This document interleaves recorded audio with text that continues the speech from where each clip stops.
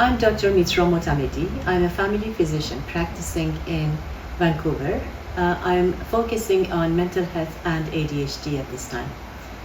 Today I'm going to talk about ADHD and conditions that commonly coexist. ADHD is rarely a single condition. Let's start with children.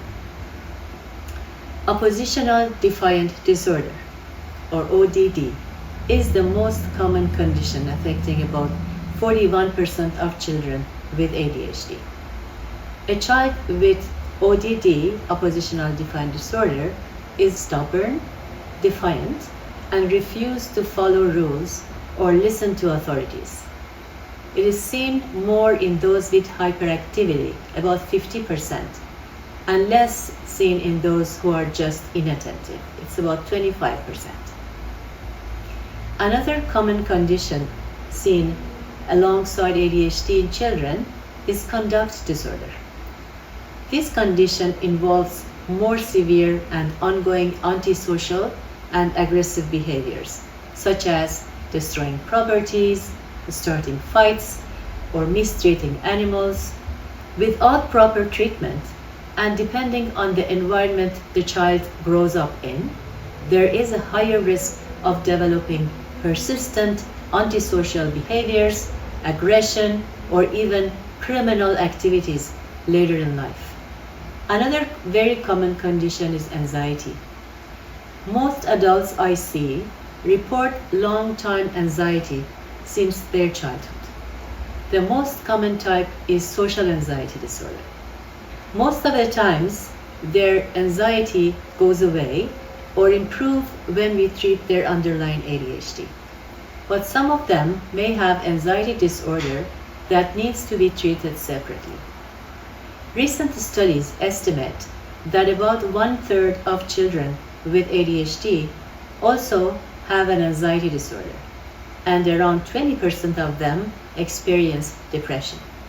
In autistic people, social anxiety disorder is the most common, followed by ADHD as the second most common co-occurring condition. Between 30% and 80% of youth with autism spectrum disorder also have ADHD, up to 80%. About 50% of children with ADHD show increased sensitivity to light, sounds, touch, and textures, or other sensory inputs, compared to about 20% of children without ADHD. Emotional dysregulation, difficulty managing emotions, is a key feature of disruptive mood dysregulation disorder, DMDD, which affects about 20% of children with ADHD. That is frequent irritability, anger, and sudden shifts toward negative emotions. The more severe the ADHD, the more likely a child is to have significant mood and behavioral challenges or other co-occurring conditions. When ADHD and DMDD occur together, children are at higher risk for bullying behavior, have more difficulty with self-control, and often experience greater strain in their family life. If your child with ADHD continues to struggle in school despite treatment, it may be due to a co-occurring learning disability.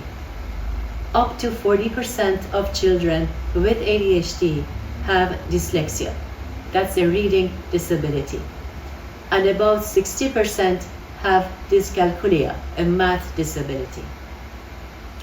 Other conditions I very commonly see are body dysmorphia, anorexia, and other eating disorders.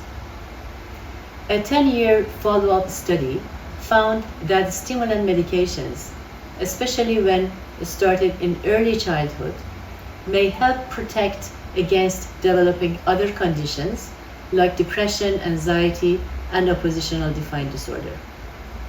The study also found that children who took stimulants were less likely to have to repeat a grade in school compared to those who did not take stimulants.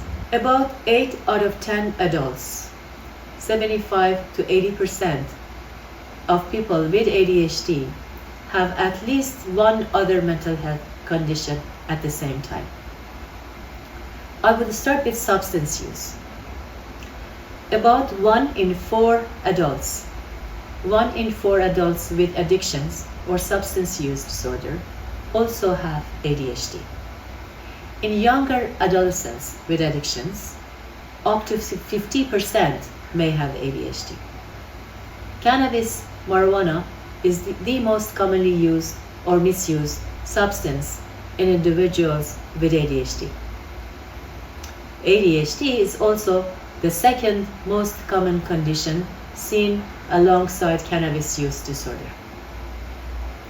Interestingly, a large study of adolescents found that the risk of developing substance use disorder is significantly lower when stimulant treatment for ADHD begins before age 9 and is maintained for more than 6 years. ADHD and addiction is a very interesting and broad topic, and I will be covering it in more detail in my upcoming videos. There is a strong association between ADHD and PTSD, post-traumatic stress disorder. ADHD can be associated with fear circuitry abnormalities, which may predispose ADHD people to develop PTSD after trauma. PTSD is a mental health condition that can develop after significant trauma or traumas, leading to ongoing distress, negative memories, fear, and difficulty feeling safe. A meta-analysis shows that if an ADHD person is exposed to trauma, they are at 4 times more risk for getting PTSD. On the other hand, if someone has a diagnosis of PTSD, they are 2 times more likely to have ADHD. Now, let's talk about mood disorders. Of every 5 patients with bipolar disorder, 1 of them also has ADHD. On the other side, of every 13 patients with ADHD, 1 has bipolar disorder. All the references are down below in the description part. Earlier diagnosis and treatment of ADHD delays the onset of bipolar symptoms, reduces the severity and frequency of mood swings. One study shows the rate of depressive disorders is 4 to 5 times higher in people with ADHD. Most of depressive disorders are seasonal affective disorder. Bipolar disorders are about 10 times higher. Anxiety disorders are 5 times higher. Personality disorders are about 9 times higher in people with ADHD compared to general population. There is a high comorbidity with borderline personality disorder, but those who took methylphenidate had a significant improvement in anger, impulsivity, and depression. Of every 3 patients who were referred to an obesity clinic, 1 of them was found to have ADHD. Every 3 patients, 1 of them had ADHD. And of those with ADHD, about 65% also had binge eating disorder. Very common. So obesity and metabolic syndrome are important to mention as they can lead to diabetes, high blood pressure, sleep apnea, atherosclerosis, like hardening of the arteries, and an increased risk of heart attack and stroke. In a 12-year follow-up study, people with ADHD were found to have about 60% higher chance of being diagnosed with at least 1 heart or blood vessel disease compared to those without ADHD. 60%.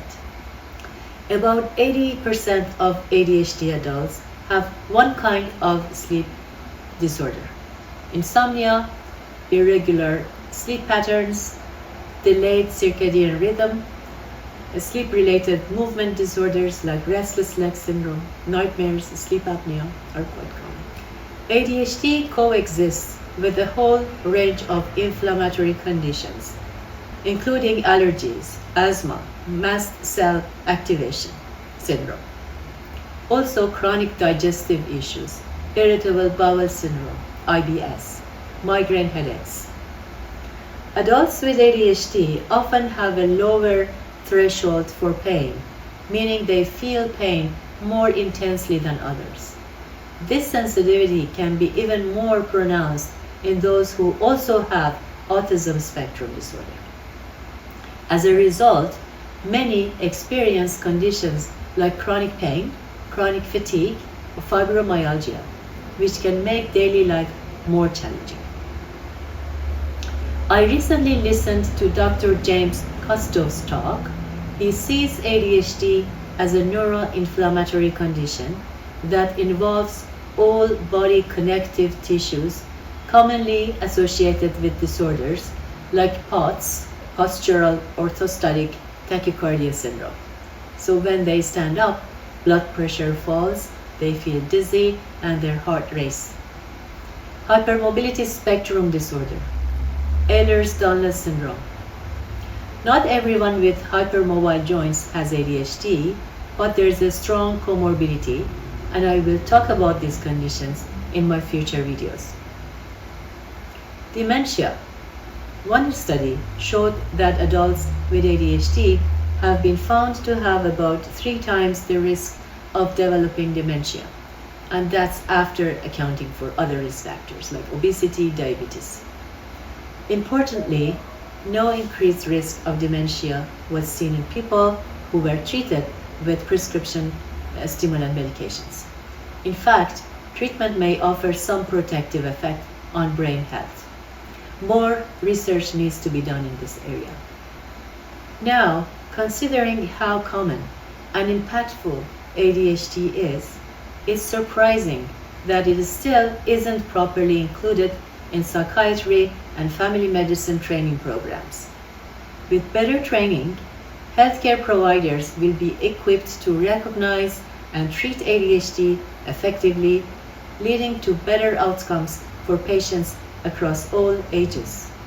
We need to speak up and push for better education so people with ADHD get the care they deserve.